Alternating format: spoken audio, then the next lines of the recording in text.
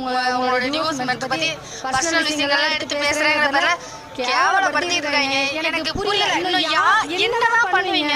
Actually ஒருத்தவங்க ஒரு ஃபங்க்ஷனுக்கு சேர்த்து போக கூடாது, ஃப்ரெண்டா இருக்க கூடாதா? சரி இருந்துட்டு போட்டுமே. ஃப்ரெண்ட்ஸ் நீங்க எல்லாமே குரூப் மெசேஜ் போட்டது இல்லையா? ஒரே ஒரு அரசியலுக்குள்ள நுழையணும்னு சொன்ன ஒரு காரணத்துக்காக குடும்பத்தை சொல்லி முடிச்சிட்டீங்க. ஆகிய மொத்தம் எல்லாத்தையும் முடிச்சிட்டீங்க. நீங்க என்ன முடிச்சாலும் அவர் கண்டுக்க போறது கிடையாது. நம்ம தான் வெட்டியா பேசிட்டு இருக்கணும்னு நினைக்கிறேன். எல்லாருக்கும் ஒரு விஷயம் தான் சொல்றேன்.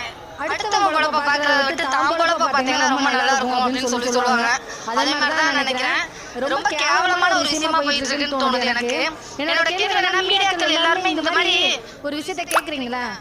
யாராவது ஒருத்தவங்க எவ்வளவு மாநாடு நடக்குது, எவ்வளவு ஆபீஸ் நடக்குது, ஏன் போய் மைக் நீட்டி இவ்வளவு ஆபீஸ் நடக்குது, சட்டம் ஒழுங்கெல்லாம் பாதுகாப்பா இருக்குன்னு சொன்னீங்களே, ஏன் சொன்னீங்கன்னு சொல்லி கேட்கணும்னு உங்களுக்கு தைரியமே இல்லையா?